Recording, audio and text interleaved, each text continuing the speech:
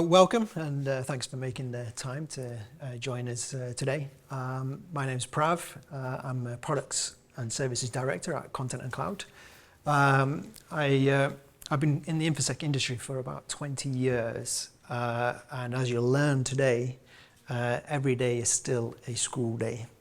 Now, I must apologize for a little bit. The title is a little bit misleading. This is not how to build a SOC.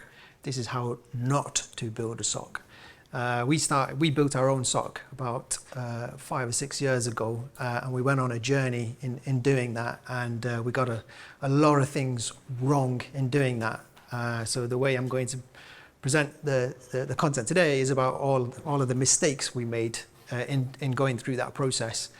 So hopefully you can avoid them, or at the very least have a laugh at my expense in terms of the pain that we went through. The reason I took this approach because it is impossible to talk about how to build a SOC inside a 20-minute talk today. You know, other people have written entire books on the subject and still barely skim the subject. So I thought this might be a little bit more valuable in the time that we have available. So on that note,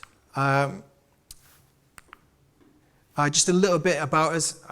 This is not a sales pitch, not pitching to you right now, but I thought it'd be good if you had some context in terms of why we built a SOC and the way that we offer it to our customers. So we're a managed service provider, and we have managed services and professional services as a capability. We're 1,000 strong, and we have a global footprint, and we have a pretty big cyber practice as well. And one of those managed services is the managed SOC service, and that's where I made all these mistakes and learned throughout the process through the 5 years and helped develop the SOC to where it is today, which is in a much more mature state than when it was when we first started this journey. Some of the mistakes and errors and missteps, as I mentioned, be quite comical. Feel free to laugh if you hear about these things and if they look like they're obvious things that I should have spotted at the very beginning. But hopefully there'll be some value off the back of this for you as well. Now, one thing you're probably getting from the slides is that we have a very a big slant towards Microsoft. So we use a lot of Microsoft security technologies. Now, we are with Microsoft and heavily aligned to Microsoft today, but we weren't always heavily aligned to Microsoft. So pre-2018, we were vendor agnostic. But because our customers were all going on a Microsoft journey and they wanted to do cloud transformations, we adjusted our strategy to help our clients move in that direction, and we became more embedded with Microsoft. And we've been on a very similar 5-year journey to try and embed ourselves with Microsoft. And we've got all of the specializations. We've got Microsoft most valuable people in our organization. We've got services that can design and build security technologies in the Microsoft space as well, and also operate them as well. So I'm going to move into the first area where we made a lot of pain for ourselves. And the first one is we started our journey with a technology. Rather than trying to work out what the value proposition was, trying to work out what our customers' pain points were, seeing how we could help them, we just went with the flashy technology. And we thought, well, this thing does quite a lot of stuff. It's going to help our clients no matter what their problems are. It was a very bad assumption at the time, and we tried to make this fit to our clients. It caused us a lot of pain because this platform wasn't just like a SIEM platform. It was a security operations platform. It did a lot more than just threat detection and response. It had the ability to discover vulnerabilities. It did asset management. It could deploy compliance policies to different endpoints and servers and stuff like that. And because we wanted to impress our clients, of course, we just turned everything on.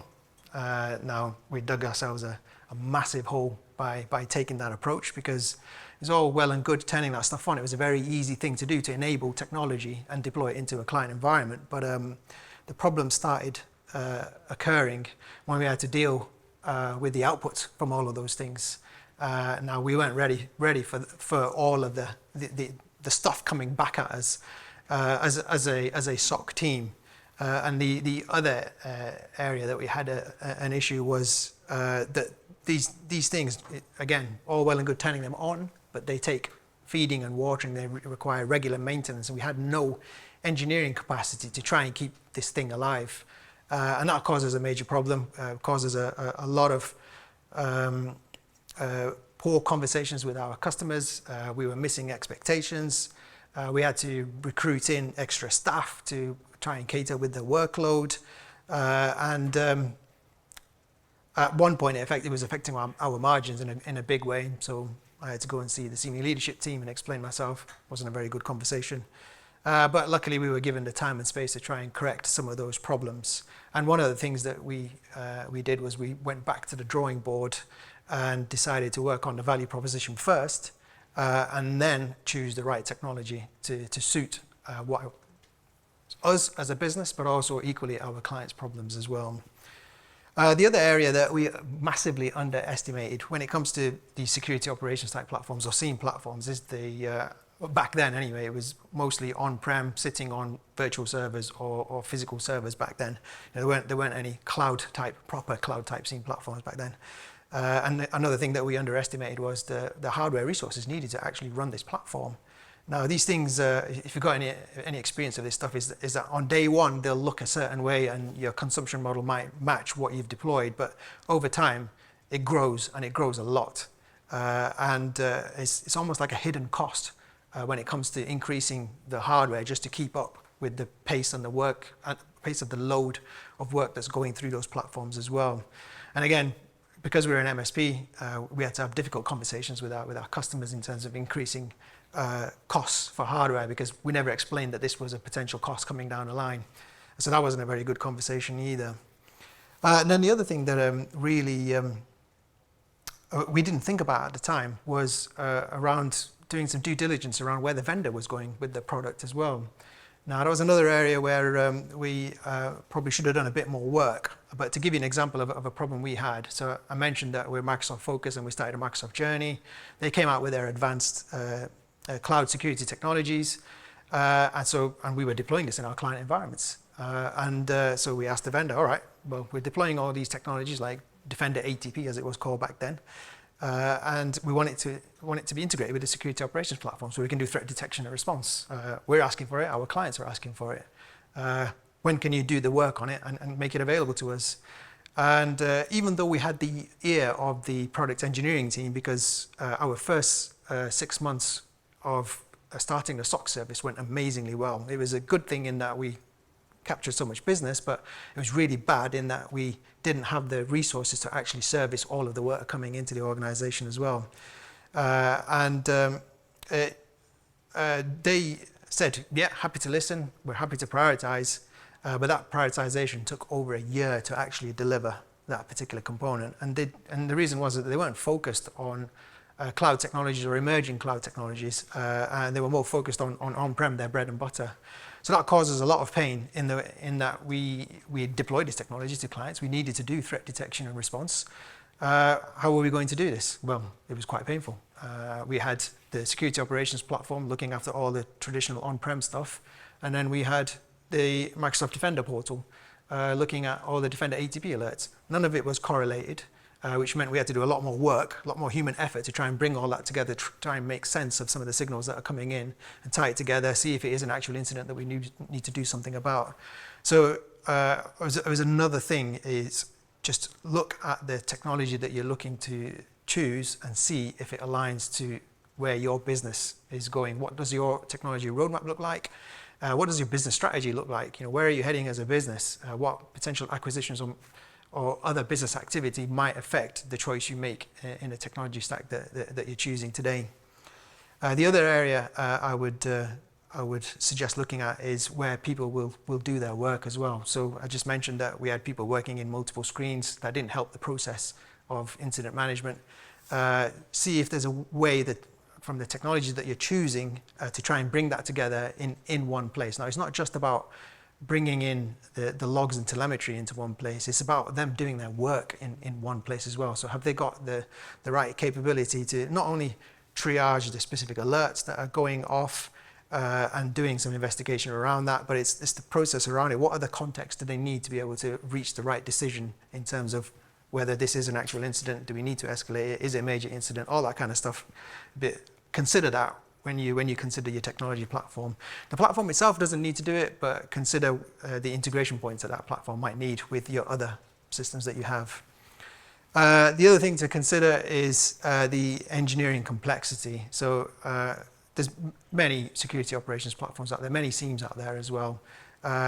Quite a few of them are free actually, but they all come with a cost in terms of keeping those things alive. And I would thoroughly recommend that you consider the engineering complexity and the engineering labor that you're going to need to keep this thing alive for the duration that you're going to have it as well.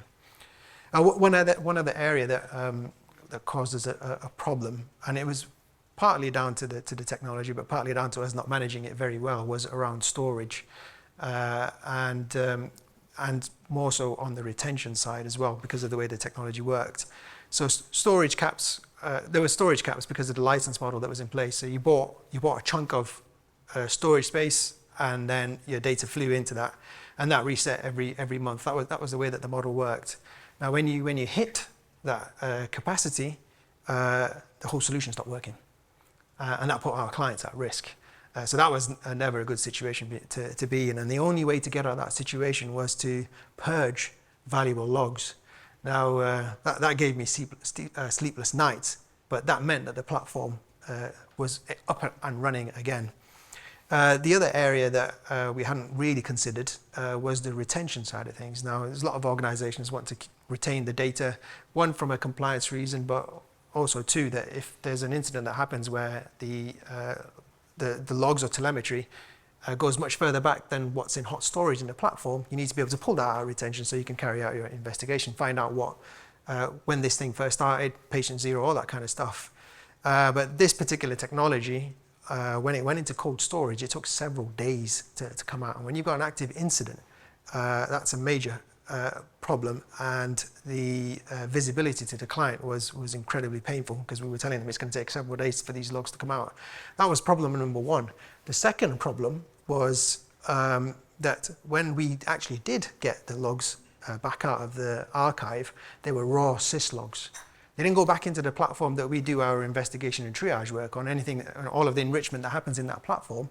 We got it back as an out-of-bound dump of raw logs. Now, that took an incredible amount of labor to sift through, because we haven't got a system to do it. We were using Excel to try and get through that data, munch through the data and try and find the right correlating events.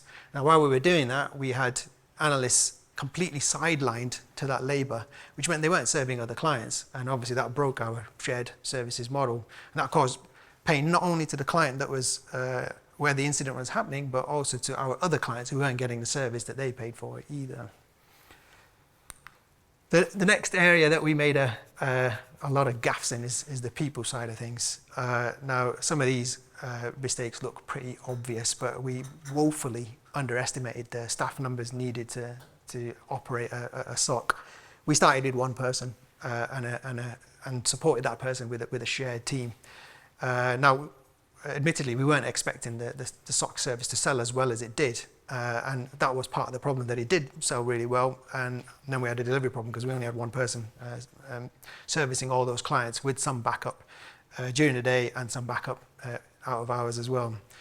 And that obviously causes a lot of pain in delivery to the clients. It affected our client churn rate as well, so people were exiting the contracts because we weren't able to serve them like we said we would in the contracts. And it meant that we had to go out to market to hire people very quickly. Now, if you've any experience of hiring people in information security, these people don't come about very often.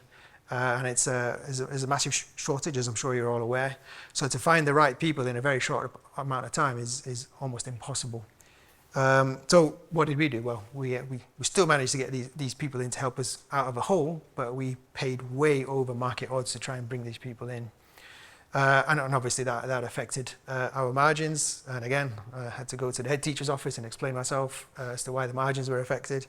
So it was quite a painful process for all involved. The other thing that we didn't really consider, because we didn't think it was a problem at the time of launch, when we hired people, we didn't really have career progression, specialist career progression for security people. We had general career progression, but not career progression in that space, not in the space of security operations. We got that completely wrong. They wanted to know, well, what is their next steps? How are they going to get to where they want to do? We had people that wanted to go up their management tiers. We wanted to have people that wanted to move sideways into another area. We had people that wanted to go deep in the specialism that they already had. We didn't paint that picture to any of them in terms of how they might achieve that. That obviously causes problems. So we'd manage to capture these guys with expensive recruitment, agency fees, all that kind of stuff. We get them in, and then 4 or 5 months later, they'd leave because they couldn't see where they were going in the organization. Obviously with that churn, we had 2 main problems. One, we lost the capacity of doing the work to the clients that we'd already captured. But 2, we lost institutional knowledge that they'd built up over those 5 or 6 months as well. So it was a double hit in terms of the impact of people leaving the organization. So career progression, we focused on significantly, or just looking after the people in the SOC, we focused on significantly. The other area that we made a really bad assumption was around context switching. Now, this might be specific to us as an MSP, but could apply to other businesses out there as well in terms of being able to switch from working with one particular area of the business versus working with another area of the business. Now, we assumed that analysts would be quite good at switching context in terms of switching between clients. So you've got a P2 in one client, you deal with that, and then the next one in the queue is a P3 for another client. Very easy for that. We thought it was very easy for that analyst to switch between the 2 clients and get the work done in a timely manner. Got that wrong as well. The main problems that happened with context switching was that the way that they did their work was very generic. Now, we're a managed services practice. The whole point, one of the main benefits of being a managed service provider is that you offer a joined up service, which means the other parts of our business that were serving the same clients that were receiving the SOC service, there's expectation from the client for that information to be shared and for the SOC people to use that information to be able to have the context to make decisions on the alerts and the incidents that we're working on. But they didn't do that.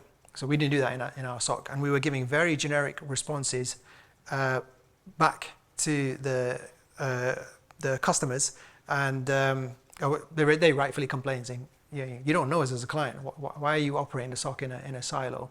Again, caused us problem, gave us problems on the client churn side of things.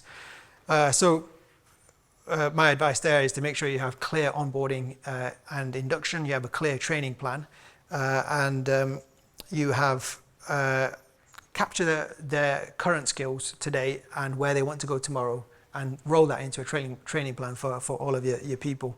Now, I forgot to mention this on the other slide, but there's a couple of QR codes on each of these slides. Each of these goes to some free resources that you guys can use if you haven't already thought about these things. So the first 2 on this one is a set of interview questions for security operations staff. And the second one is a pretty good starter for 10 for a cyber skills matrix as well. So feel free to take the pictures of the slides or scan the QR codes if you can see them from wherever you're sat. But if not, and you still want the resources, just grab me afterwards. The next area is around the process side of things. Now, we woefully failed here. We had pretty poor processes start with, poor onboarding processes, poor operational processes. What that meant was that people doing the work did their own thing, and the outcomes were vary between analysts, and that caused a problem with our clients. The clients wanted then to have a dedicated analyst, the analyst that they liked, that did the job well for them. And again, that broke our shared services model, and it stopped cross-pollination of knowledge between highly capable analysts and capable analysts. We didn't think about the lack of integration with the wider remediation teams as well. So obviously a lot of the work that we do in a SOC, you get to a point where you've contained the threat, but then there's wider remediation recovery work needed. And we didn't put those integration points in, and they failed in a big way. Again, we've got some resources at the bottom in terms of some very good ones, actually. The first one, use case dev, is pretty good. If you've never taken a use case based approach to designing a SOC service, I'd wholly recommend that you take that approach to creating your processes, understanding what you need in a SOC rather than being led by the technology.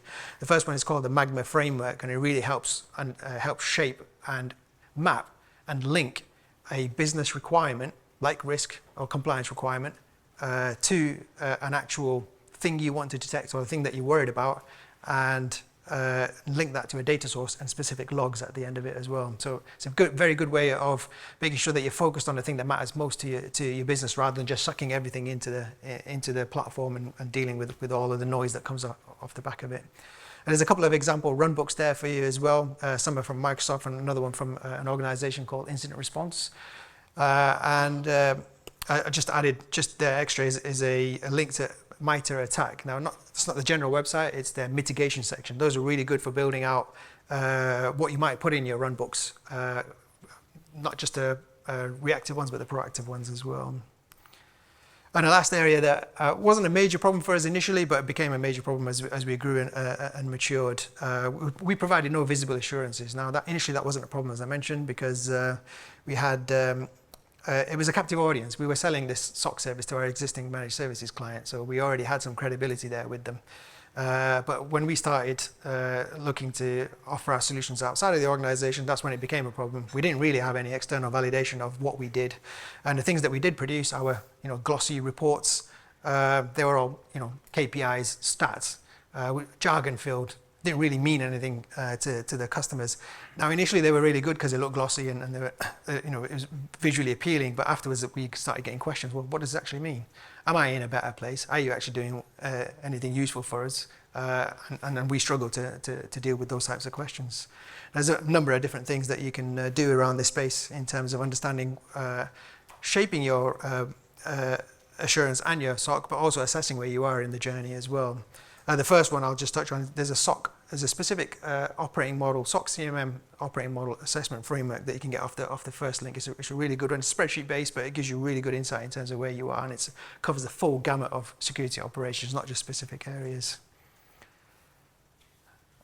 I'm at time. 1 minute. 1 minute, okay.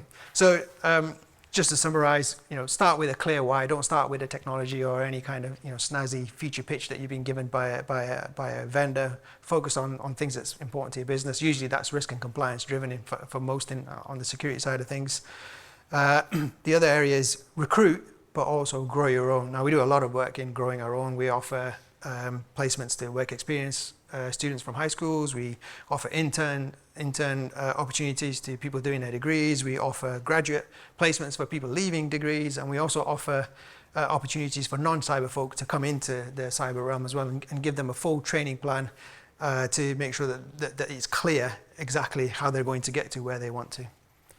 And the other thing is around the processes. One thing I would wholly recommend is don't just write the processes and put them on some kind of shared folder or file server. Bring those processes out as and when the analyst needs them or the engineer needs them. Now, we do that with ServiceNow and knowledge articles, for example. So when a particular incident or alert fires comes into the platform, ServiceNow brings up an associated article that helps that person deal with that incident or that alert. Now, that means that the analyst isn't leaving that screen. They're not having to go find a process. It's all there in one place. It doesn't interrupt their flow of work, and they get the job done much quicker as well. I think that's me. I don't think I've got any time for questions, but We've probably got time for one question. all right. If you've got any questions, feel free to ask. But if you don't have any right now, grab me afterwards. More than happy to answer those.